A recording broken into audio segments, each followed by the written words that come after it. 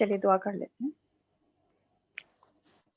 नहमदुहु व नुसल्ली अला रसूलिहिल करीम अम्मा बाद फ़अऊज़ु बिल्लाहि मिनश शैतानिर रजीम बिस्मिल्लाहिर रहमानिर रहीम रब्बिश्रह ली सदरी व यस्सिर ली अमरी वहलुल उक़दतम मिन लिसानी यफ़क़हू क़ौली रब्बि ज़िदना इल्मा रब्बि ज़िदना इल्मा रब्बि ज़िदना इल्मा अल्लाहुम्मा फ़क़्हिना फ़िद्दीन अल्लाहुम्मा फ़क़्हिना फ़िद्दीन अल्लाहुम्मा इन्ना नस्अलुका इल्मन नाफ़िअ वअमलन मुतक़ब्बला वरिज़्क़न तय्यबा अल्लाहुम्मा अन्फ़अना बिमा अल्लमतना वअल्लिमना मा यनफ़अुना वज़िदना इल्मा अल्लाहुम्मा इन्ना नअूज़ु बिका मिन इल्मिन ला यनफ़अु वमिन क़ल्बिन ला तख़शअउ वमिन नफ़्सिन ला तशबअु वमिन दाअवतिन ला युस्तजाबु लहा आमीन या रब्बुल आलमीन।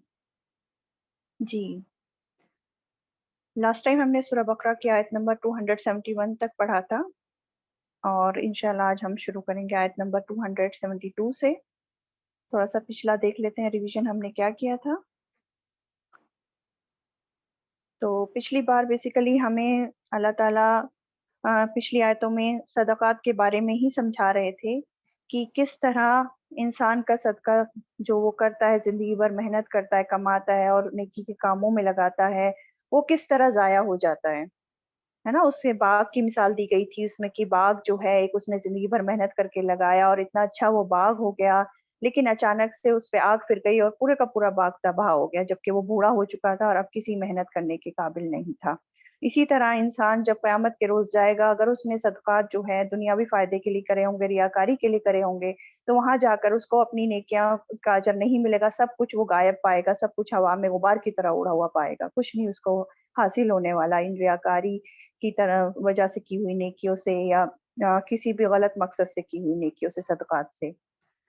फिर हमें जो है वार्न कर दिया गया कि शैतान जो है हमें नेकी करने से रोकता है। आयत नंबर ये 268 में जो देखा था हमने कि शैतान जो है हमें फ़क्र फ़ाक़ा से डरा कर नेकी करने से रोकता है और बेहयाई के कामों का हुक्म देता है, बुख़्ल वगैरह का हुक्म देता है। तो शैतान के वसवसों में आकर हमें नेकी करने से नहीं रुकना है और हमें आखिरत पर फ़ोकस करके अपने सदक़ात वगैरह करने हैं। और फिर हमने क्या देखा था, आयत नंबर 270 में बात हुई थी कि जो भी सदका इंसान करता है, छोटे से छोटा भी या बड़े से बड़ा भी, सब कुछ अल्लाह ताला के इल्म में होता है और अल्लाह ताला उसका पूरा पूरा जो है अजर क़यामत के रोज़ देंगे। और इसमें नज़र की भी बात हुई थी। अच्छा, उसके बाद आयत नंबर 271 में हमने देखा था कि सदक़ात का बताया गया था कि किस तरह से इंसान सदक़ात अपने कर सकता है, छुपे भी कर सकता है, ज़ाहिरी भी कर सकता है। और हमने देखा था कि कब ज़ाहिरी करना अच्छा होता है और कब छुप कर करना अच्छा होता है सदक़ात को। और इसमें ज़ाहिरी में हमने यही देखा था कि जब दूसरों को तरग़ीब दिलाना है या मास लेवल पे जब ज़रूरत है, ज़्यादा मदद की ज़रूरत है, उस केस में जो है दूसरों को तरग़ीब दिलाने के लिए हम ज़ाहिरी सदक़ा कर सकते हैं। लेकिन छुपा कर करना, फ़ुक़रा को जब हम दे रहे हैं कि ताकि किसी की इज़्ज़त पे बात ना आए, किसी की को हक़ीर हम साबित ना कर रहे हों, किसी को ज़लील ना कर रहे हों, इसलिए हमें छुप कर देना चाहिए फ़क़ीर फ़ुक़रा को, गरीबों मिस्कीनों को सदका ज़ाहिर करके उस केस में नहीं देना है। तो ये था आयत नंबर 271 से। आज हम कंटिन्यू करेंगे आयत नंबर 272 से। अच्छा शुरू करते हैं आयत नंबर 272 से। औज़ु बिल्लाहि मिनश शैतानिर रजीम, बिस्मिल्लाहिर रहमानिर रहीम। आयत नंबर 272। लैसा अलैका हुदाहुम, नहीं है आप पर हिदायत देना उन्हें, वलाकिन्नल्लाह, और लेकिन अल्लाह, यहदी, हिदायत देता है, मन यशा, जिसे वो चाहता है। वमा तुनफिकू, और जो तुम खर्च करोगे, मिन खैरिन, माल में से, फलिअनफुसिकुम, तो तुम्हारी नफ्सों के लिए है। वमा तुनफिकूना इल्ला इब्तिगाअ वजहिल्लाह, और नहीं तुम खर्च करते मगर चाहने के लिए चेहरा अल्लाह का। वमा तुनफिकू, और जो तुम खर्च करोगे, मिन खैरिन, माल में से, युवफ़ा, वो पूरा दे दिया जाएगा, इलैकुम, तुम्हें, व अंतुम, और तुम, ला तुज़लमून, नहीं तुम जुल्म किए जाओगे। इसका तर्जुमा है, तफसीर देखते हैं। बेसिकली अब क्या बताया जा रहा है इसमें शुरू में कि नहीं है आप पर हिदायत देना उन्हें, और लेकिन अल्लाह हिदायत देता है जिसे वो चाहता है। तो ये जो बात हो रही है कि ये हिदायत देना अल्लाह के ऊपर है, हम हिदायत नहीं दे सकते। تو دین کی باتوں کو جو احکامات ہیں ان کو سمجھایا جا سکتا ہے، لوگوں کو بتایا جا سکتا ہے، لیکن کسی سے زبردستی یہ کام کرائے نہیں جا سکتے کہ وہ زبردستی ہم کروا لیں کسی سے عمل۔ اب لوگوں کو جب ہم بتاتے ہیں تو کچھ لوگ تو پتہ ہونے کے بعد عمل کرنا شروع کر دیتے ہیں، وہ کام کر لیتے ہیں، لیکن کچھ لوگ نہیں کر کے دیتے، اور جو کر بھی رہے ہوتے ہیں نا کام، ان عمل کو کر لیتے ہیں پتہ ہونے کے بعد، تو ان کا کے بھی درجے جو ہوتے ہیں وہ الگ الگ ہوتے ہیں۔ ہر انسان الگ الگ لیول کا کام کر رہا ہوتا ہے، اور ڈیپینڈ کرتا ہے وہ کہ اس کی نیت کیا ہے اس کام کرنے کی، اور اس کی کتنی کوششیں ہیں، وہ کیا ایفرٹ لگا رہا ہے اس کام کرنے میں۔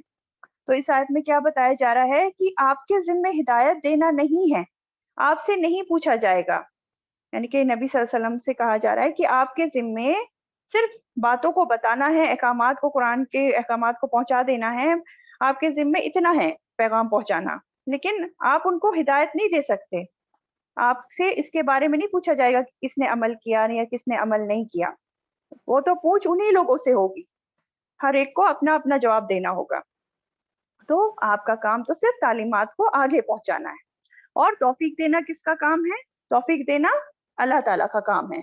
اللہ تعالیٰ جسے چاہتا ہے وہ ہدایت دیتا ہے، اور اللہ تعالیٰ جانتا ہے کہ کس کو ہدایت دینی ہے، کون اس ہدایت کا اہل ہے، کون کس کے دل میں جو ہے چاہت ہے اس ہدایت کی، اور کس میں نہیں ہے، اسی حساب سے اللہ تعالیٰ ہدایت دیتا ہے اور نہیں بھی دیتا ہے، ٹھیک ہے۔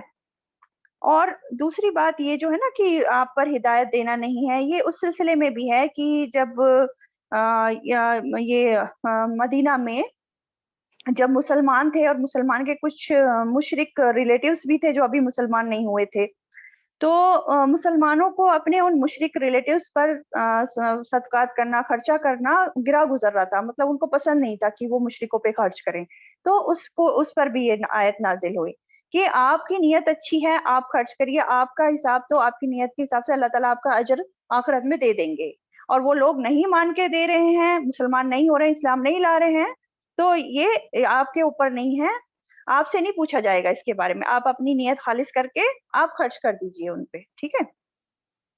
اچھا، تو آگے کیا فرمایا جا رہا ہے وہ دیکھتے ہیں۔ اور کہا جا رہا ہے اور جو تم خرچ کرو گے، وَمَا تُنْفِقُوا مِنْ خَيْرٍ فَلِأَنفُسِكُمْ، اور جو تم خرچ کرو گے مال میں سے تو تمہارے نفسوں کے لیے ہے، یعنی کہ جو بھی تم خرچ کر رہے ہو اس کا فائدہ تو تمہیں ہی ملنے والا ہے، یعنی کہ تم کسی اور کے اوپر خرچ کر کے اس پر احسان نہیں کر رہے ہو، اپنے اوپر احسان کر رہے ہو، اس کا بڑا فائدہ پاؤ گے آخرت میں، ہے نا۔ تو جو بھی تم کر رہے ہو وہ تم اپنے لیے، اپنی آخرت کے لیے کر رہے ہو، اس لیے کسی اور پہ احسان مت سمجھو اسے۔ اور کیا کہا جا رہا ہے؟ وَمَا تُنْفِقُونَ إِلَّا ابْتِغَاءَ وَجْهِ اللَّهِ، اور نہیں تم خرچ کرتے مگر چاہنے کے لیے چہرہ اللہ کا۔ اس کو انڈائریکٹلی ایسے بھی کہا جا رہا ہے کہ نہیں تم خرچ کرو مگر اللہ کے چہرے کی خاطر، اللہ کا چہرہ تلاش کرنے کے لیے، یعنی کہ تمہارا ریزن جو ہے خرچ کرنے کا کیا ہونا چاہیے؟ اللہ کی رضا ہونا چاہیے۔ نہیں خرچ کرو گے مگر اللہ کی رضا کے لیے، یعنی کہ اب ہم اپنی نیتوں کا جائزہ لے لیں۔ بتایا جا رہا ہے کہ تمہارے لیے اجر و ثواب کب ہے؟ تبھی ہے اجر و ثواب جب اللہ کی رضا کے علاوہ کوئی اور مقصد نہ ہو تمہارے خرچ کرنے کا، صرف اللہ تعالیٰ کو خوش کرنا ہی مقصد ہو، اللہ تعالیٰ کا چہرہ چاہنے کا مقصد ہو، ٹھیک ہے۔ تو قیامت کے دن لوگ اللہ تعالیٰ کے چہرے کا دیدار کریں گے، حدیث سے پتہ چلتا ہے، حدیث میں آتا ہے کیا ہے کہ یقیناً تم اپنے رب کو دیکھو گے جیسے تم 14ویں رات کے چاند کو دیکھتے ہو۔ تو قیامت کے روز کیا ہے؟ جب انسان کو اللہ تعالیٰ کی رضامندی مل جائے گی، اسے جنت اور جنت کی ہر نعمت مل جانے کے بعد جب اللہ تعالیٰ اپنے چہرے کا دیدار کرائیں گے، تو انسان جو ہے اللہ تعالیٰ کے چہرے کو دیکھ کے دوسری ہر چیز کو بھول جائے گا، کوئی دوسری چیز اسے پھر یاد نہیں رہے گی، پھر کسی اور چیز کا شوق انسان کو نہیں رہے گا اللہ تعالیٰ کا چہرہ دیکھنے کے بعد۔ اور سب سے بڑا بدقسمت کون ہے؟ جو اللہ کے دیدار سے محروم رہ جائے۔ تو اس لیے ہمیں کیا ہے؟ اپنا بہترین قیمتی ترین مال اللہ کو خوش کرنے کے لیے خرچ کرنا چاہیے، تاکہ قیامت کے دن ہم اللہ تعالیٰ کو دیکھ سکیں، کہ بلکہ کسی شہرت یا دنیاوی فائدے یا تعریف حاصل کرنے کے لیے نہیں کرنا چاہیے۔ تو عمل کی بات کیا ہے کہ جب بھی ہم کچھ خرچ کریں تو اپنی پہلے نیت درست کر لیں کہ اللہ اس کے بدلے ہم آپ کے چہرے کا دیدار چاہتے ہیں، اور اس سے کم پر ہم راضی نہ، ٹھیک ہے۔ تو جو بھی تم خرچ کرو گے، آگے کیا کہا جا رہا ہے؟ وَمَا تُنْفِقُوا مِنْ خَيْرٍ يُوَفَّى إِلَيْكُمْ، اور جو تم خرچ کرو گے مال میں سے وہ پورا دے دیا جائے گا تمہیں. جو بھی تم خرچ کرو گے مال میں سے وہ پورا پورا دے دیا جائے گا تمہیں, اور تم ظلم نہیں کیے جاؤ گے, یعنی کہ تمہارا کوئی حق نہیں مارا جائے گا, کوئی تمہاری کمی نہیں کی جائے گی جو تم نے خرچ کیا ہے اس میں سے. سورۃ طٰہٰ جو ہے اس میں 102 میں آتا ہے, اور جو بھی نیک عمل کرے گا حالانکہ وہ مومن ہو تو اسے کسی ظلم, ناانصافی یا حق تلفی کا ڈر نہیں ہوگا. سبحان اللہ. ٹھیک ہے, تو یہ آیت کلیئر ہو گئی آپ کو. اگلی آیت پہ آ جاتے ہیں, آیت نمبر 273.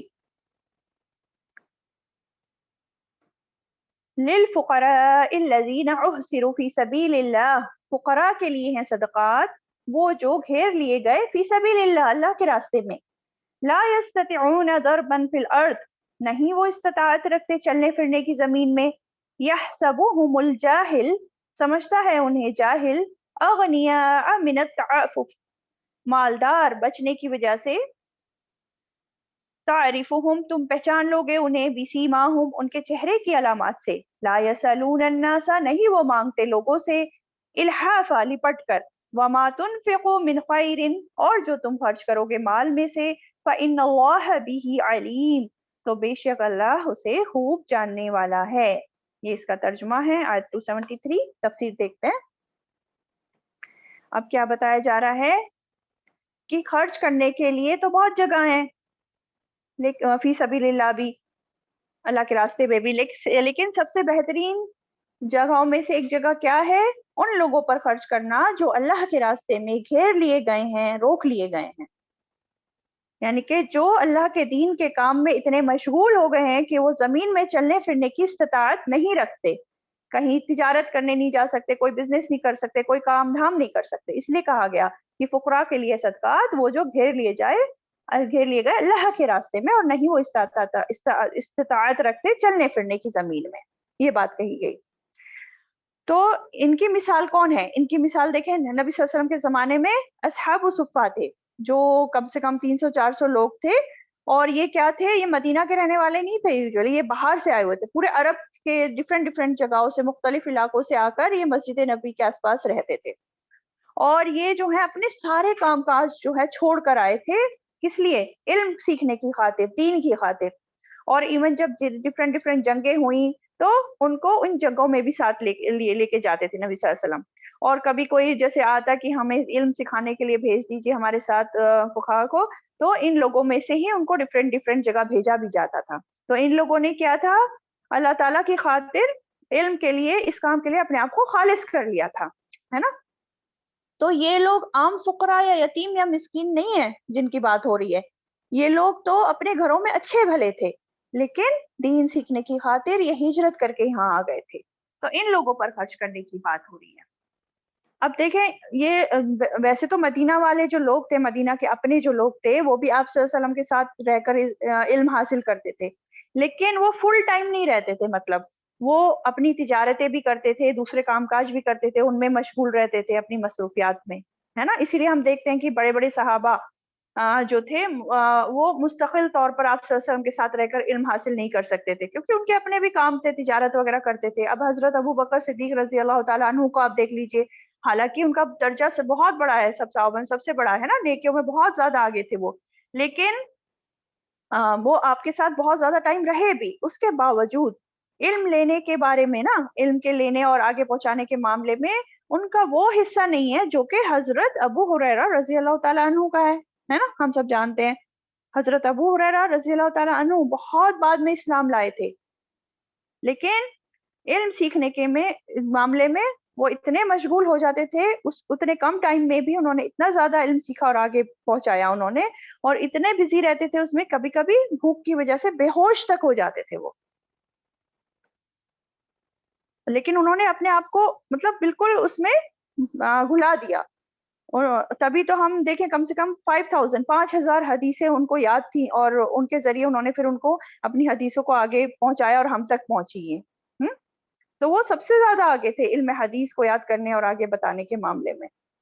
اور جو انہوں نے قربانی دی, انہوں نے ہر چیز سے کنارہ کشی کر دی اور مستقل طور پر بس ایک ہی کام کیا, نبی صلی اللہ علیہ وسلم کے ساتھ رہ کر علم حاصل کرنا اور آگے پہنچانا. تو اگر وہ یہ قربانی نہیں کرتے تو یہ علم کا خزانہ ہم تک کیسے پہنچتا, ہے نا.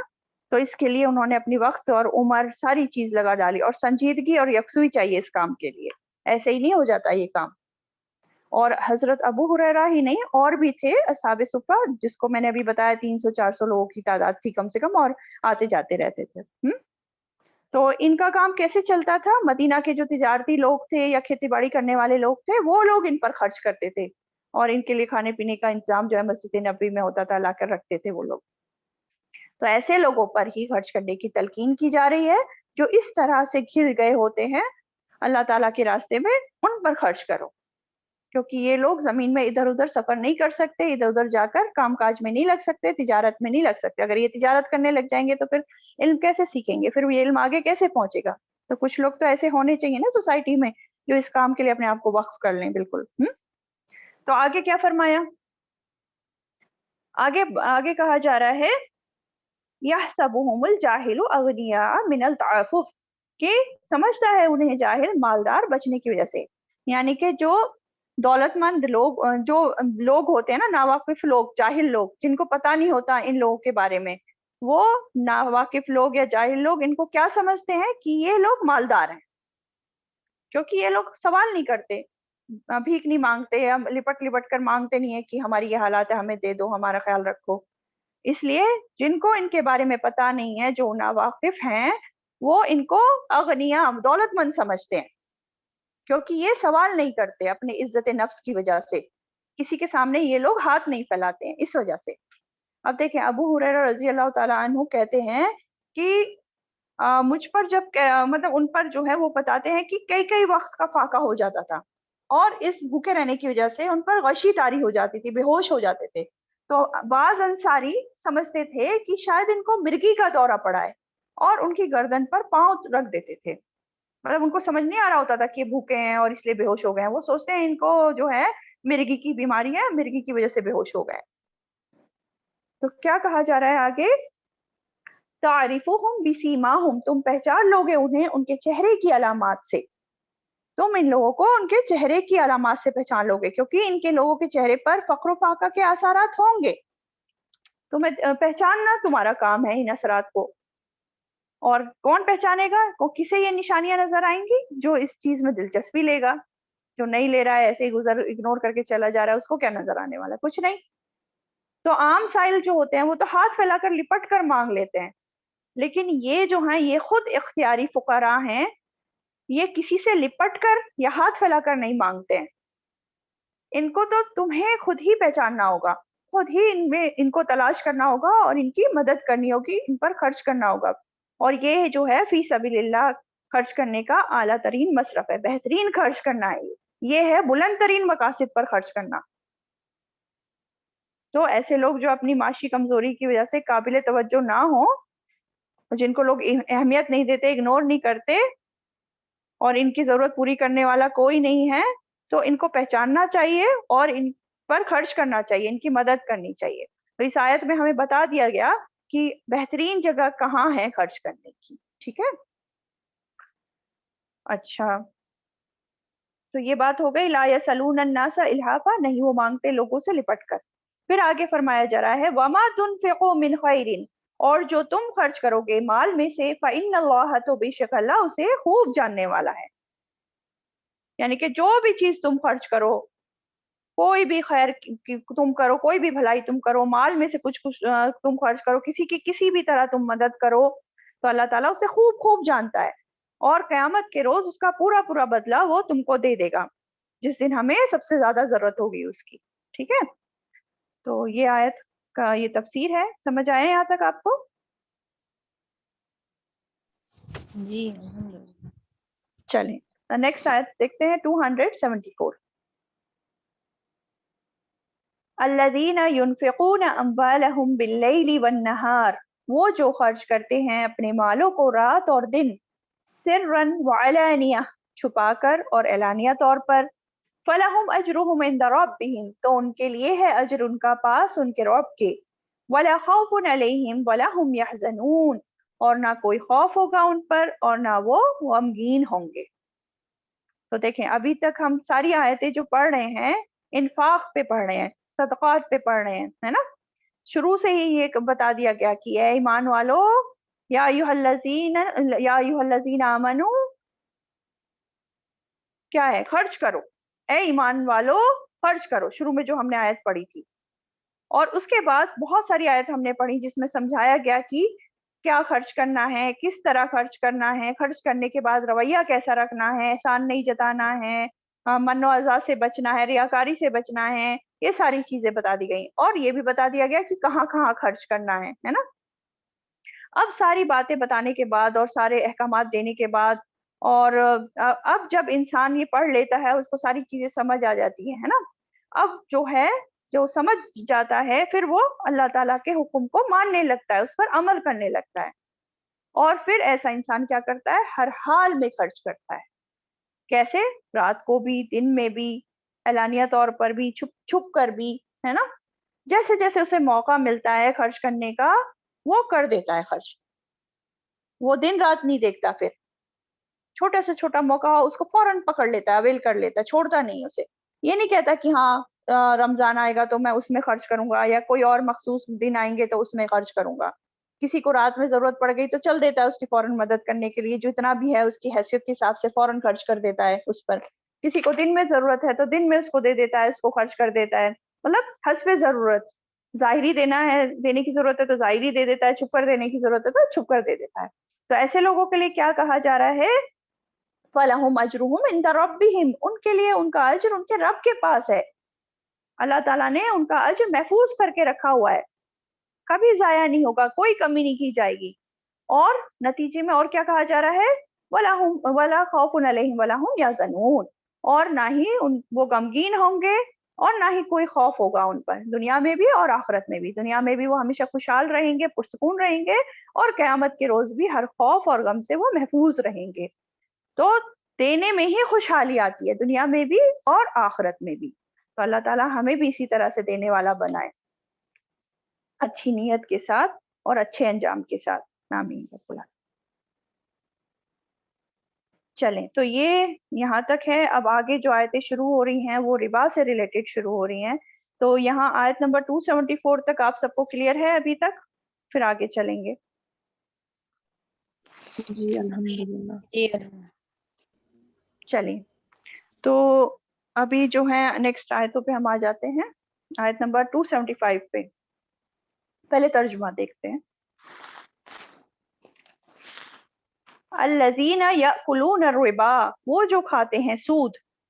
لا یقومون الا کما یقوم الذی یتخبطہ الشیطان من المس، نہیں وہ کھڑے ہوں گے مگر جیسا کہ کھڑا ہوتا ہے وہ جو خپتی بنا دیا ہو اسے شیطان نے، من المس چھو کر. ذالک بانہم، یہ باوجہ اس کے کہ وہ قالوا وہ کہتے ہیں، انما البیع مثل الربا، بے شک تجارت مانند ہے سود کے. وَأَحَلَّ اللَّهُ الْبَيْعَ وَحَرَّمَ الرِّبَا، حالانکہ حلال کیا اللہ نے تجارت کو اور اس نے حرام کیا سود کو. فمن، تو جو کوئی جاءہ موعظۃ، آ جائے اس کے پاس کوئی نصیحت، من ربہ، اس کے رب کی طرف سے، فانتہا، پھر وہ باز آ جائے، فلہ ما سلف، تو اس کے لیے ہے جو پہلے ہو چکا، وامرہ الی اللہ، اور معاملہ اس کا ہے طرف اللہ کے، ومن عاد، اور جو کوئی لوٹ آئے، فاولئک اصحاب النار، تو یہی لوگ ساتھی ہیں آگ کے، ہم فیہا خالدون، وہ اس میں ہمیشہ ہمیشہ رہنے والے ہیں.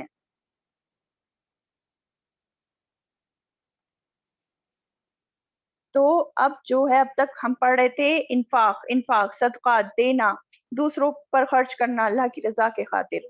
اب اس کے اپوزٹ ہوتا ہے ربا. ٹھیک ہے، تو ان یہ جو آیت ہیں ان میں ربا مطلب سود کی حرمت کا بیان ہے. ربا کیا چیز ہے؟ ربا جو ہے اس کا لفظی معنی ہوتا ہے بڑھنا یا زیادہ ہونا. ٹھیک ہے، اور جو ڈکشنری معنی ہے، اصطلاحی معنی ہوتا ہے وہ کیا ہے ربا کا؟ وہ معین یا فکسڈ اضافہ جو فکس ریٹ کے مطابق اصل رقم سے زیادہ لیا جائے. یعنی کہ ایک قرض دینے والا جو اپنے مقروض سے اپنی اصل رقم پر ایک فکسڈ اضافہ فکسڈ ریٹ پر وصول کرتا ہے نا، اس کو ربا کہتے ہیں. یعنی کہ ہر قرض کے ساتھ جو بھی اضافہ ملتا ہے وہ ربا. ٹھیک ہے، حدیث سے پتہ چلتا ہے، حدیث میں آتا ہے کل قرض ذر نفعا فہو ربا، ہر وہ قرض جو نفع کھینچ لائے وہ ربا ہے، یعنی ہر وہ اضافہ جو واجب الادا رقم پر ادا کیا جائے اور اس اضافے کے مقابلے میں کوئی محنت، مہارت، ساز و سامان، رزق یا خطرہ نہ ہو، وہ ربا ہے. ٹھیک ہے.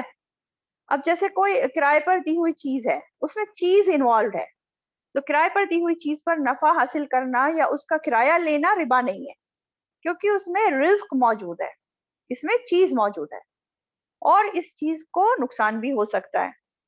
لیکن ربا میں کیا ہوتا ہے؟ نقصان کا اندیشہ بالکل نہیں ہوتا، صرف مال میں اضافہ ہوتا ہے. ٹھیک ہے. اور حدیثوں سے ہمیں ربا کی حرمت پتہ چلتی ہے، قرآن سے بھی چلتی ہے اور حدیثوں سے بھی چلتی ہے. تو حدیث میں کچھ کوٹ کرتی ہوں جس سے ربا کی حرمت پتہ چلتی ہے. ایک حدیث میں آتا ہے نبی اکرم صلی اللہ علیہ وسلم نے فرمایا 7 مہلک چیزوں سے بچو، یعنی کہ 7 ہلاک کرنے والی چیزوں سے بچو. کیا کیا ہے وہ 7 چیزیں؟ پہلا ہے شرک کرنا، پھر جادو کرنا، ناحق کسی کا قتل کرنا، سود کھانا، سود کھانا دیکھیں ہلاک کرنے والی چیز، پھر یتیم کا مال کھانا، جہاد کے وقت میدان سے بھاگ جانا، اور پاک دامن عورت پر تہمت لگانا. یہ بھی ہلاک کر دینے والی چیز ہے، پاک دامن عورت پر تہمت لگانا. تو اس میں سود کھانا بھی آ رہا ہے نا، جو ہلاک کر دینے والی چیز ہے، تو اس کو نوٹ کریں. پھر آپ صلی اللہ علیہ وسلم نے معراج کے موقع پر کچھ لوگوں کو بہت ہی تکلیف دہ حالت میں دیکھا. فرمایا معراج کی رات میرا بصر ایک قوم پر ہوا جن کے پیٹ گھڑوں کی مانند تھے اور ان پیٹوں میں سانپ بھرے ہوئے تھے جو باہر سے بھی نظر آ رہے تھے. استغفر اللہ. تو میں نے کہا جبریل علیہ السلام سے کہ یہ کون لوگ ہیں؟ تو جبریل علیہ السلام نے بتایا کہ یہ سود خور لوگ ہیں جو سود کھایا کرتے تھے دنیا. استغفر اللہ. اللہ تعالیٰ بچائے اس انجام سے. تو ایک اور بخاری کی روایت ہے، اس میں نبی صلی اللہ علیہ وسلم کو خواب میں دکھایا گیا، میں اور جبریل علیہ السلام ایک سرخ رنگ کی نہر پر پہنچے جس کا پانی خون کی طرح سرخ تھا. میں نے دیکھا اس میں کچھ لوگ ہیں، وہ مشکل سے کنارے تک آتے ہیں، اور جب وہ کنارے پر آتے ہیں ایک فرشتہ بہت سے پتھر لیے ہوئے بیٹھا ہے. وہ ان کا منہ پھاڑ کر ایک پتھر ان کے منہ سے اتارتا ہے، منہ میں اتارتا ہے، اور وہ بھاگتے ہیں. پھر بھاگ کر پھر بعد میں پھر ویسے ہی ہوتا ہے، پھر بار بار ان کو آتے ہیں کنارے، پھر ان کے ساتھ ویسے ہی ہوتا ہے. تو پوچھا گیا تو معلوم ہوا کہ یہ خون کی نہر میں جو قید ہیں یہ سود خور ہیں. سمجھ آیا کتنی سخت سزا ہے.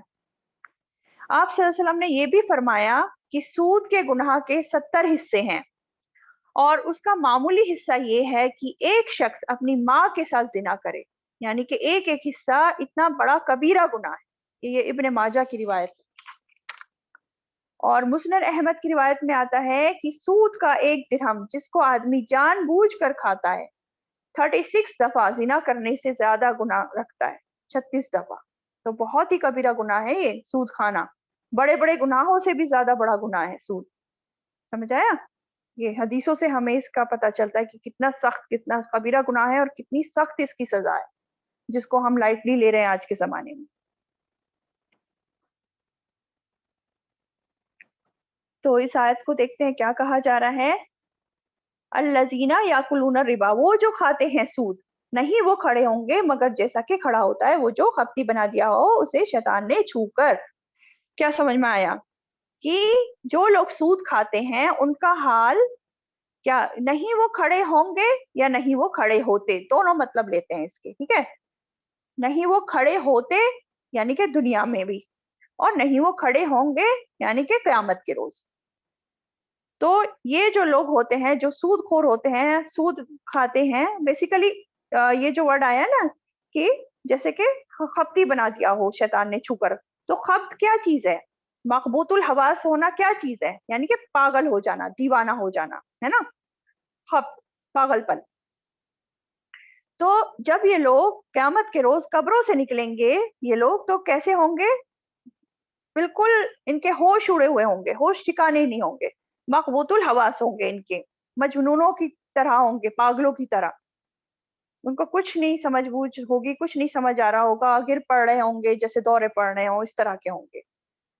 और अरबों में जो है ना, अरबों में ये लोग सोचते थे कि जब कोई शैतान या जिन किसी को छू जाए तो दौरे पड़ जाते हैं या इंसान जो है मजनून हो जाता है। तो उसी से जो है ये मजनून वर्ड निकला है कि जिन का छुआ हुआ, जिन से छुआ हुआ।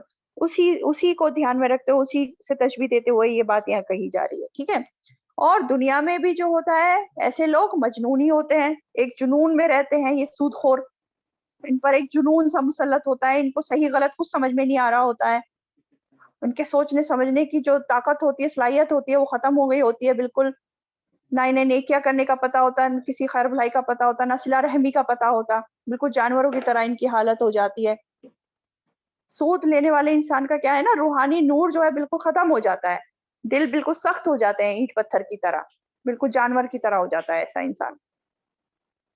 तो यही बात बताई जा रही है कि ऐसा इंसान दुनिया में भी मजनून की तरह होता है और कयामत के रोज भी कब्रों से निकलेगा तो मजनून की तरह होगा, जैसे शैतान ने उसको खप्ती बना दिया हो छूकर, ठीक है। फिर आगे क्या बताया इनकी ऐसी हालत क्यों है, ये बताया जा रहा है। वो बताया जा रहा है ज़ालिका, ये बिअन्नहुम, बावजह इसके कि वो कौलू, वो कहते हैं कि बेशक तिजारत मानिंद है सूद के। क्या कहते हैं ये लोग कि तिजारत जो है वो सूद सूद के मानिंद है, यानी कि सूद और तिजारत को एक जैसा बताते हैं ये लोग, बराबर करार कर देते हैं।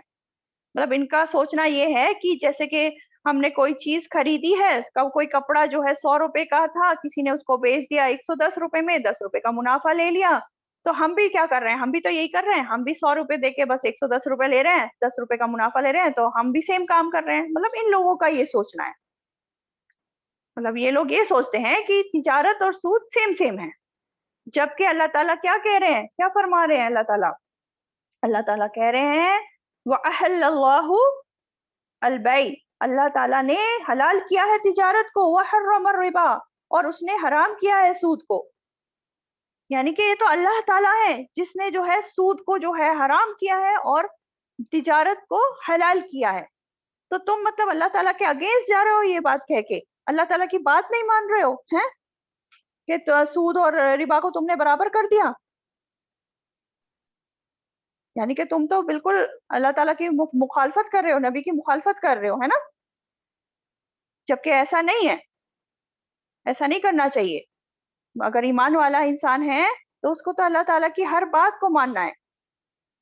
और दूसरी चीज हम देखें तो आप अपनी अकल भी लड़ाएं, अगर वैसे तो अकल लड़ाने की जरूरत नहीं है, जब अल्लाह ताला ने हराम कर दिया तो हराम है रिबा, उसमें कोई शक ही नहीं है।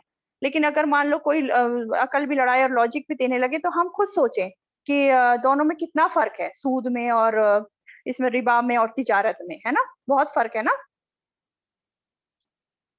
रिबा तो किसी भी तरह हलाल नहीं किया जा सकता। देखिए कुरान में भी इसकी 7 आयतें आई हैं जो इसकी हुर्मत बताती हैं रिबा की, और 40 अहादीस से कम पता चलता है, और इसमें इजमाए उम्मत भी है कि रिबा या सूद जो है ये हराम है, किसी भी तरह जो है जायज नहीं हो सकता।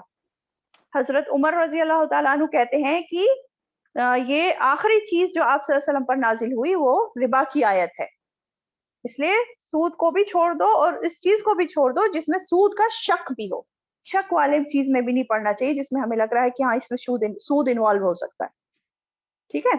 अच्छा, रिबा और बै में हम फर्क की बात कर रहे थे, तो अगर हम देखें इसमें तो क्या क्या फर्क है। देखिए पहली बात तो ये है कि तिजारत जब इंसान करता है तो मेहनत करता है और साथ साथ अपना पैसा सरमाया भी लगाता है ना तिजारत में। लेकिन सूद में क्या होता है, सूद में सिर्फ सरमाया लगता है, पैसा लगा देता है इंसान, मेहनत नहीं करता है उसमें कुछ। फिर दूसरा अगर हम देखें तो तिजारत में जहानत और वक्त सब इस्तेमाल होते हैं, और सूद में तो सिर्फ पैसा देके जो इंसान फारिग होके बैठ जाता है और नफा आता रहता है सिंपली, है ना। फिर तिजारत में इंसान रिस्क लेता है, नुकसान का अंदेशा होता है तिजारत में, पर सूद में कोई नुकसान का अंदेशा नहीं होता है। फिर अगला हम देखें तो तिजारत में जो मुनाफे की मिकदार है वो फिक्स नहीं होती, कभी कम मुनाफा मिल जाएगा, कभी ज्यादा, कभी नुकसान से भी उसको बेचना पड़ जाता है अपने सामान को जब नहीं बिक रहा होता है ना। लेकिन सूद में तो मुनाफा ही मुनाफा होता है, वो तैयार ही नहीं होता اس کے بغیر, ہے نا, فکس پروفٹ آتا رہتا ہے اس کا, اور کبھی کبھی تو فکس کیا ہوگا, ڈبل ٹرپل بھی پروفٹ آتا رہتا ہے, کمپاؤنڈ انٹرسٹ بھی آتا رہتا ہے. اب دیکھیں تجارت میں ایک دفعہ سودا طے کر لیا تو معاملہ ختم ہو گیا, کوئی چیز دے دی, خرید لی اور اس کی قیمت ادا کر دی ون ٹائم, ہے نا, ایک بار منافع لے لیا اس تاجر نے. لیکن سود میں معاملہ ایک باری میں ختم نہیں ہو جاتا. یوزولی کیا ہوتا ہے, انسان وقت پر ادا نہیں کر پاتا, پھر بڑھتا رہتا ہے وہ سود, سود پہ سود پہ سود, اور وہ انسان کنگال ہو جاتا ہے, اور اس کو بڑھ بڑھ کے منافع بار بار آتا رہتا ہے. ٹھیک ہے, سمجھ آ رہا ہے نا. پھر تجارت میں جو ہے چیز کے مطابق قیمت ادا کر دی جاتی ہے, جبکہ سود میں مسلسل اضافے کے ساتھ پیسے واپس ملتے رہتے ہیں, جیسے ابھی میں نے بتایا کمپاؤنڈ انٹرسٹ. پھر اور کیا ڈفرینس ہے, تجارت تو حلال کام ہے, سب کو پتا ہے, اور تجارت میں باہم رضامندی شامل ہوتی ہے. دل چاہ رہا ہے تو خریدو, آپ کو اگر ریٹ مناسب لگ رہے ہیں, چیز صحیح لگ رہی ہے, نہیں تو مت خریدو, آپ کے اوپر ہے. لیکن سود میں جو ہے رضامندی نہیں ہوتی, اس میں مجبوری زیادہ ہوتی ہے, انسان مجبور ہوتا ہے, پریشان ہوتا ہے, تب وہ سود پہ جا کے جو ہے پیسہ لیتا ہے زیادہ تر. ٹھیک ہے, تو سود تو بنا محنت کے حاصل ہو رہا ہے, اور تجارت محنت کے ساتھ ہو رہی ہے, اور تجارت میں نفع کم زیادہ ہوتا ہے, لیکن سود میں منافع زیادہ ہی زیادہ ہوتا ہے. تجارت ویسے بھی اچھی چیز ہے کیونکہ یہ تعمیری کام ہے, قوم کی ترقی ہوتی ہے جہاں بھی بزنس ہوتا ہے اور اس طرح کی چیزیں ہوتی ہیں, فیکٹریاں لگتی ہیں اور کام ہوتا ہے, لوگوں کو کام بھی ملتا ہے, معاشرے کا ڈیولپمنٹ ہوتا ہے, اور لوگوں میں محنت کرنے کا شوق پیدا ہوتا ہے نا. لیکن سود خور کیسا ہوتا ہے انسان, وہ تو ایک بار پیسہ دے دیا اور اس کا بدلے میں پیسہ آتا رہتا ہے جگہ جگہ سے, اور بیٹھ کے کھاتا رہتا ہے, اور بیکار ہو جاتا ہے, اور نڈھلا ہو جاتا ہے, اور یوزولی اپنے اس ٹائم کو کہاں لگاتا ہے, اور فساد مچانے میں لگاتا ہے, ادھر ادھر گندگی پھیلانے میں لگاتا ہے, چاروں طرف لڑائی جھگڑا کرنے میں اور ان سب چیزوں میں لگاتا ہے. تو یہ تو بہت ہی بری چیز ہے سود. تجارت میں تو پوری کمیونٹی کی گروتھ ہوتی ہے, لیکن سود کا ہم نظام دیکھیں, آج پوری دنیا میں سود کا نظام پھیل رہا ہے, تو کیا دیکھ رہے ہیں ہم, جو امیر انسان ہے وہ امیر سے امیر ہوتا چلا جا رہا ہے, اور جو بیچارہ غریب ہے وہ غریب سے غریب ہوتا چلا جا رہا ہے. یہی دیکھ رہے ہیں نا ہم آج کل اپنے چاروں طرف.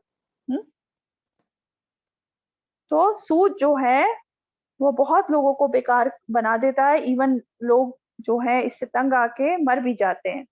بہت ہی بڑی خرابی کی جڑ ہے یہ سود. سمجھ آیا؟ تو یہ سارے جو ہیں برابر ہو ہی نہیں سکتا ربا اور تجارت, جیسے کہ یہ لوگ کہتے ہیں. ٹھیک, یہاں تک کلیئر ہے؟ تو آگے کیا کہا جا رہا ہے اس آیت میں دیکھتے ہیں. اب آگے کہا جا رہا ہے فمن جاءہ موعظہ, تو جو کوئی آ جائے اس کے پاس کوئی نصیحت, من ربہ, اس کے رب کی طرف سے, فانتہا, پھر وہ باز آ جائے, تو اس کے لیے ہے جو پہلے ہو چکا, اور معاملہ اس کا ہے طرف اللہ کے. کیا بات سمجھ میں آ رہی ہے اس سے؟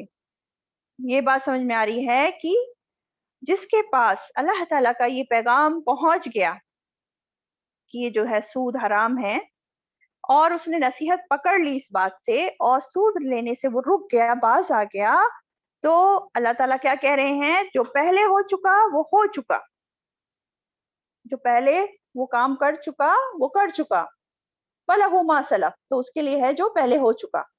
یعنی کہ اب جو پہلے اس نے پرانا سود لیا تھا, اب پھر سے بیٹھ کے اس کو کیلکولیٹ نہیں کیا جائے گا, لوٹایا نہیں جائے گا کہ ہر ایک کا کتنا لیا اب تک, چلو اب واپس کرنے چلو, وہ نہیں کرنا ہے. اب جو ہو چکا وہ ہو چکا. اب اگر وہ باز آ جائے گا تو اللہ پچھلے اس کے گناہ کو معاف کر دیں گے. ٹھیک ہے, اور آگے کہا جا رہا ہے اور معاملہ اس کا ہے طرف اللہ کے, یعنی کہ اللہ تعالیٰ کے اوپر ہے, اللہ تعالیٰ کے ذمے ہے. اب چاہے تو اس کی پچھلی غلطیوں کے لیے معاف کریں, یا چاہے تو سزا دیں. یہ ڈیپینڈ کرتا ہے, اللہ تعالیٰ بہتر جانتا ہے کہ کس کے ساتھ کیا کرنا ہے, کہ کس کی کیا نیت رہی ہے یہ سود کا معاملہ چھوڑنے میں, صرف لوگوں کے ڈر سے چھوڑ رہا ہے یا اللہ تعالیٰ کی خاطر چھوڑ رہا ہے, جو بھی ہے اللہ تعالیٰ بہتر جانتا ہے کہ اس انسان کے ساتھ اب آگے کیا معاملہ کرنا ہے اس کے پچھلے گناہ کے لیے. لیکن ہاں یہ بات ہے کہ دنیا میں اب پچھلے کا حساب لے کے اس کو لوٹانے کی ضرورت نہیں ہے, یہ بتا دیا گیا. ٹھیک ہے, اب آگے کیا کہا جا رہا ہے, ومن عاد, اور جو کوئی لوٹ آئے, تو یہی لوگ ہیں ساتھی آپ کے. کیا مطلب, کہاں لوٹ آئے؟ یعنی کہ سود کی طرف لوٹ آئے, یعنی کہ اب قرآن میں حکم آ گیا, بات پتہ چل گئی کہ سود حرام ہے, لیکن انسان جان بوجھ کر پتہ ہونے کے بعد بھی نصیحت نہ لے اس بات سے اور اس کام کو نہ چھوڑے، باز نہ آئے، تو پھر وہ اس کا انجام بتا دیا گیا کہ ہم فیہا خالدون، اصحاب النار، وہ جہنم کا ساتھی ہے، اصحاب النار ہم فیہا خالدون، ہمیشہ ہمیشہ رہنے والا ہے اس میں. استغفر اللہ. دیکھیں یہ جو بات آتی ہے نا، ہم فیہا خالدون، ہمیشہ جہنم میں رہنے والے لوگ کون ہیں؟ مومن کے لیے تو یہ آتا ہے کہ اگر اس کے دل میں رائی بھر بھی ایمان ہوگا تو گناہوں کی سزا کاٹ کے اس کو نکال لیا جائے گا جہنم سے اور ایک دن جنت میں ڈالا جائے گا.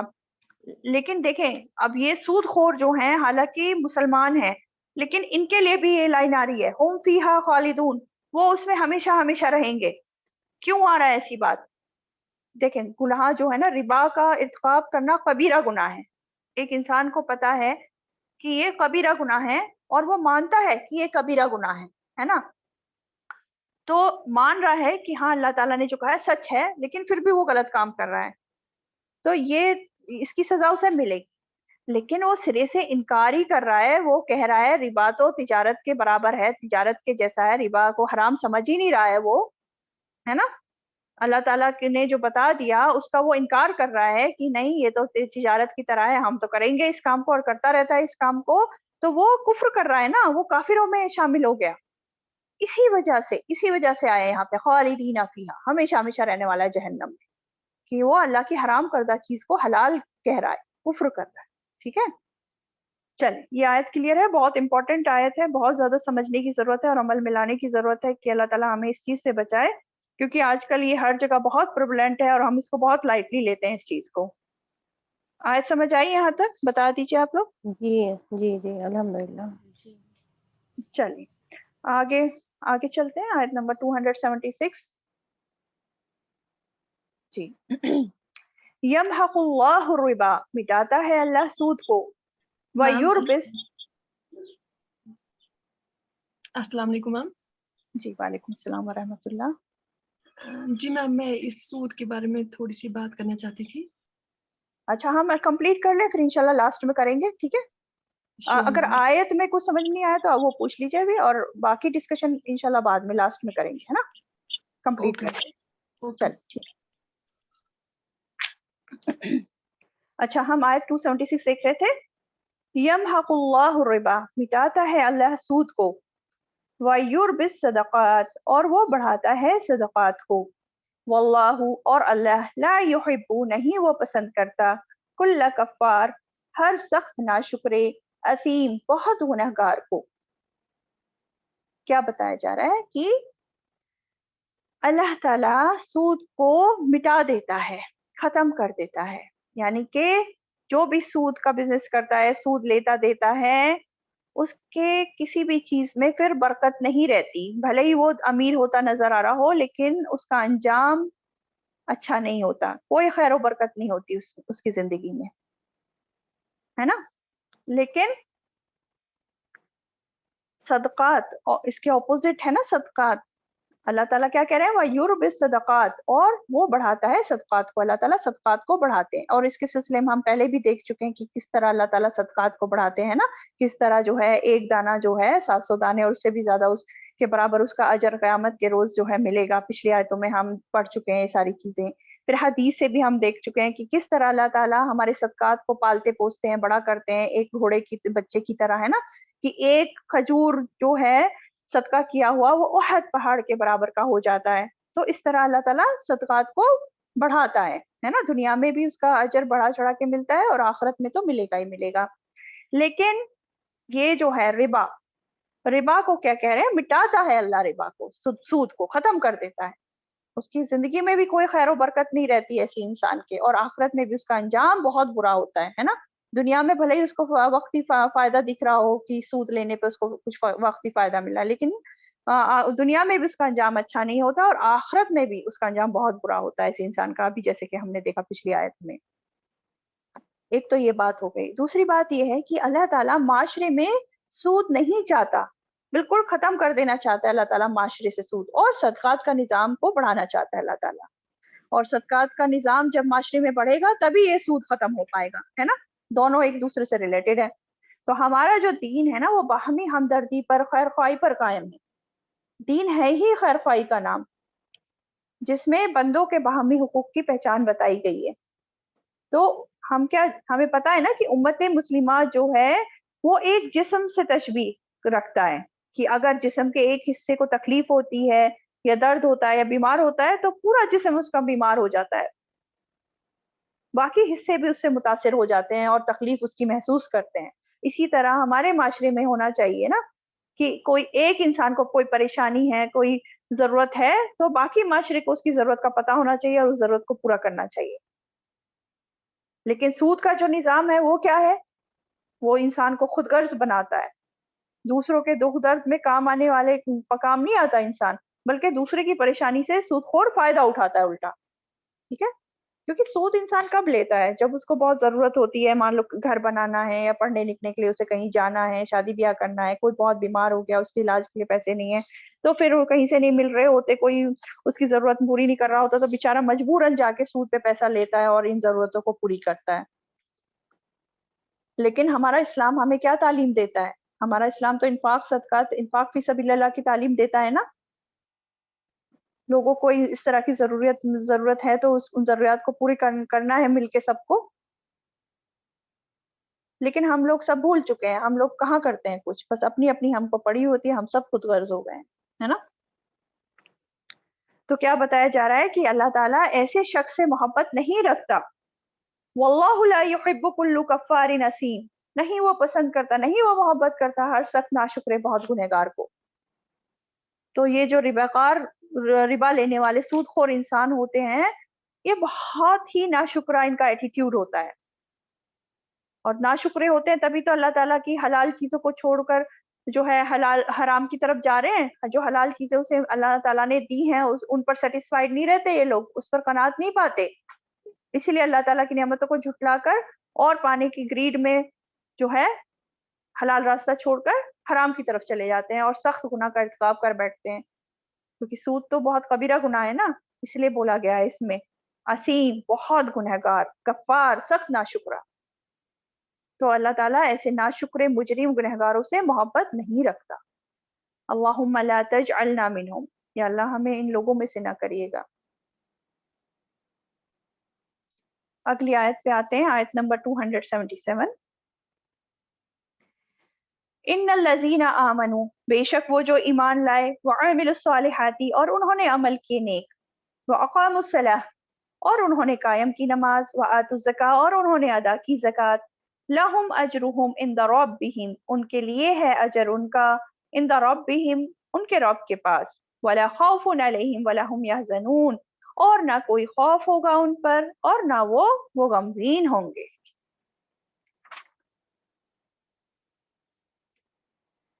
تو کیا بتایا جا رہا ہے؟ ابھی جو بات ہوئی کہ ربا خور کی بات چل رہی تھی پچھلی آیتوں میں، ہے نا.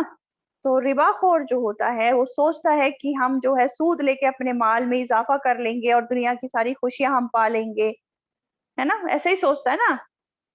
لیکن سود کے ذریعے جو ہے انسان کبھی اعمال کو اپنے درست نہیں کر سکتا اور نہ ہی خوف اور غم سے نجات پا سکتا. وہ بھلے ہی سوچے کہ ہاں سود لے کے مال بڑھا کے جو ہے میں ساری دنیا کی خوشیاں حاصل کر لوں گا، وہ دنیا کی چیزیں تو حاصل کر لے گا لیکن سکون کہاں سے لائے گا؟ کبھی سکون نہیں پا سکتا ایسا انسان. سمانے راحت تو مل جائے گا لیکن دل کا سکون، زندگی کی خیر و برکت وہ نہیں مل پائے گی ایسے انسان کو کبھی بھی. ٹھیک ہے، اب آپ دیکھ لیں، اگزامپل دیکھ لیں. جو لوگ جو ہے سود پر، مان لو کوئی گھر لے لیتے ہیں انسٹالمنٹس پہ یا کسی گاڑی لے لیتے ہیں، کچھ بھی لے لیتے ہیں، ہمیشہ ان کو ٹینشن لگی رہتی ہے، ہاں اب اس مہینے اس کی قسط بھرنی ہے ورنہ تو چھین کے لے جائیں گے ہماری گاڑی، بےزتی الگ ہوگی اور یہ وہ، ہمیشہ ٹینشنوں میں رہتا ہے، بلکہ سو بھی نہیں پاتا چین سے. ہمیشہ ایک طرح کا خوف اور غم اس کو لگا رہتا ہے، سود خور کو بھی، ہے نا. تو یہ خوف اور غم سے نجات جو ہے وہ سود میں نہیں ہے. سود کا لینے والا دینے والا دونوں ہی بے سکونی کی حالت میں ہوتے ہیں. ٹھیک ہے، حدیث میں آتا ہے نبی صلی اللہ علیہ وسلم نے فرمایا سود کھانے والے پر، سود دینے والے پر اور گواہوں پر اور جو لکھتے ہیں سود کو لینا دینا، یہ سب پر لعنت ہے. اور سب جو ہیں، آپ صلی اللہ علیہ وسلم نے فرمایا سب کے سب برابر ہیں، مطلب جو لے رہا ہے، دے رہا ہے، لکھ رہا ہے، گواہ، سب ایک ہی کیٹیگری کا گناہ کر رہے ہیں. سمجھ آیا؟ اور جو سود پہ پیسہ لے رہا ہے نا، یعنی کہ جس کو ایکسٹرا پیسہ ادا کرنا ہے دوسرے انسان کو، وہ بھی اس خرابی کو بڑھاوا دے رہا ہے، وہ بھی شامل ہے. تو یہ نہیں کہ مجبوری ہے تو لے لو تو ہمارا کچھ نہیں ہوگا، سب شامل ہے برابر کے. سمجھ آیا؟ تو خوف اور غم سے نجات کس میں ہے؟ اصل بات وہ بتایا جا رہا ہے کہ جو ان الذین آمنوا وعملوا الصالحات، وہ جو ایمان لائے، ایمان لا کر انہوں نے اللہ تعالیٰ کے حکموں کو مانا اور یہ غلط کام چھوڑ دیے، اپنی زبان سے بھی اپنے عمل سے بھی، اور نیک کام کیے انہوں نے، اور نماز قائم کی اور زکوٰۃ ادا کی، تو ایسے لوگوں کے لیے ہے سکون، ایسے لوگوں کے لیے ہے غم اور خوف سے نجات. ٹھیک ہے؟ یعنی کہ ہمیں دینے والا بننا ہے. نماز قائم کرنے کے ساتھ ساتھ کیا کیا ہے؟ زکوٰۃ بھی ادا کرے، تو دینے والا بننا ہے.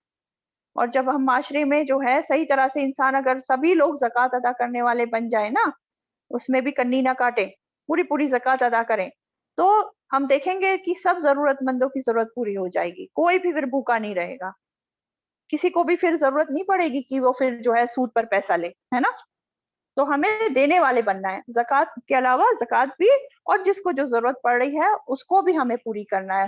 اپنے معاشرے میں، آس پڑوس میں، سب جگہ آنکھیں کھول کر رکھنا ہے کہ کس کی کیا ضرورت ہے، خود غرض بن کے نہ رہیں بلکہ سب کے دکھوں کو بانٹیں، سب کی مدد کریں. ٹھیک ہے؟ نیکسٹ آیت دیکھ لیتے ہیں. کیا ٹائم ہوا؟ اچھا، نیکسٹ آیت دیکھ لیتے ہیں. یا ایھا الذین آمنو، اے لوگو جو ایمان لائے ہو، اتقوا اللہ، ڈرو اللہ سے، وذروا، اور چھوڑ دو، ما بقیہ، جو باقی رہ گیا ہو، من الربا، سود میں سے، ان کنتم مؤمنین، اگر ہو تم ایمان لانے والے. ٹھیک ہے؟ تو کیا کہا جا رہا ہے کہ اے ایمان والو، اللہ سے ڈرو، اور جو سود میں سے بقیہ رہ گیا ہے اس کو تم چھوڑ دو. اور اگر تم ایمان لانے والے ہو، یعنی کہ اللہ تعالیٰ پر تم ایمان لاتے ہو، آخرت پر ایمان لاتے ہو، تو تمہیں یہ کرنا ہوگا. اب اس آیت آنے سے پہلے اور بھی سود کی آیت آ چکی تھی، لیکن اس میں جو ہے پوری طرح مطلب حرام نہیں ہوا تھا، لیکن ہاں سود کی ممانعت پر آیت نازل ہو چکی تھی اس سے پہلے.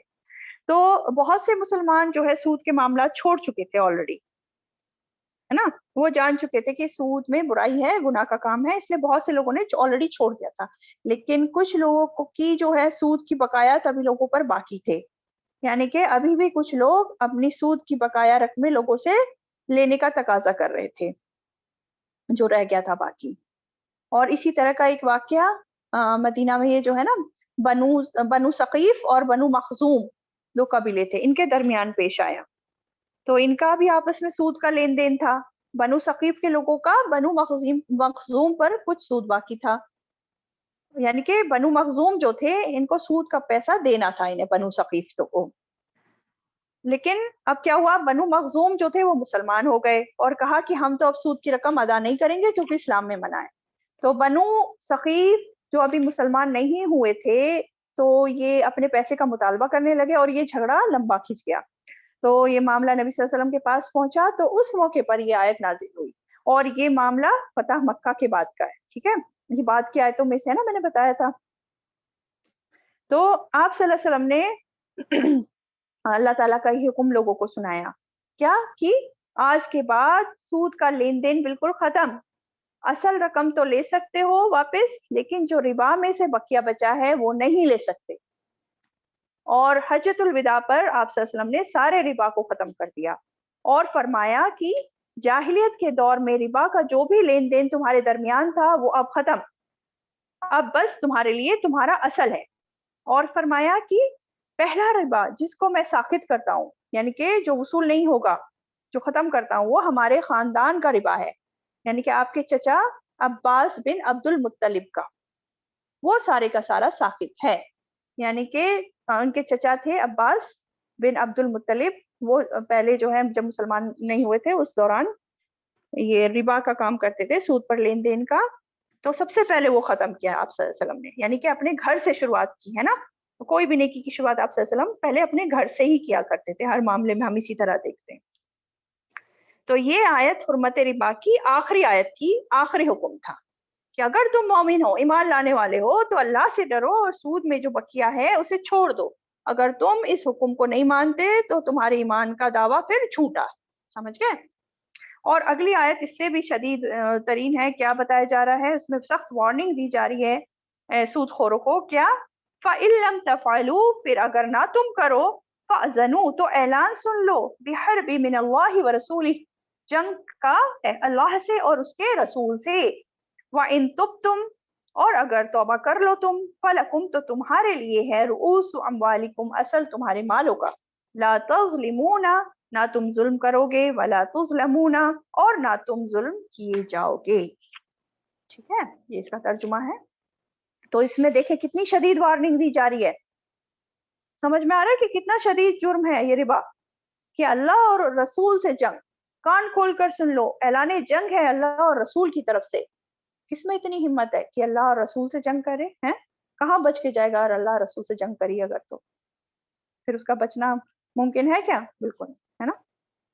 آج ہم دیکھیں اپنے معاشرے میں جس طرح یہ سود کا جو ہے بیماری پھیلی ہوئی ہے، تو ہر کسی نے اللہ رسول سے جنگ کی ہوئی ہے. تو اللہ کی مدد کیسے آئے گی مسلمانوں کے لیے؟ کیوں نہ عذاب آئے گا مسلمانوں پہ ہیں؟ لیکن کیا فرمایا؟ وَإِن تُبْتُمْ، اور اگر تم توبہ کر لو تو تمہارے لیے ہے اصل تمہارے مالوں کا. اگر تم توبہ کر لو، باز آ جاؤ، تو تمہارے جو مال کا اصل ہے وہ تم لے سکتے ہو، اصل مال جو ہے وہ واپس لے سکتے ہو. سود کا جو اوپر کا ایکسٹرا ہے وہ نہیں لوگے. نہ تم ظلم کرو، نہ تم پر ظلم کیا جائے گا. یعنی کہ تمہارا جو راس المال ہے اس کو کوئی نہیں دبائے گا، یعنی کہ تم پر ظلم نہیں کیا جائے گا، تم اپنا اصل مال تمہیں لوٹایا جائے گا. اور نہ تمہارے ذریعے کسی پہ ظلم ہو، اپنے جس کو تم نے قرض دیا ہے، یعنی کہ تم اس پہ ظلم کیسے نہیں کرو گے؟ یعنی کہ تم ایکسٹرا نہیں لوگے، سود نہیں لوگے اس سے. ٹھیک ہے، تو اللہ تعالیٰ عدل کا معاملہ کر رہے ہیں دونوں طرف. نہ تم ظلم کرو کہ تم سود لو، اور نہ تم پر ظلم کیا جائے گا کہ تمہارا اصل مال ضبط کیا جائے.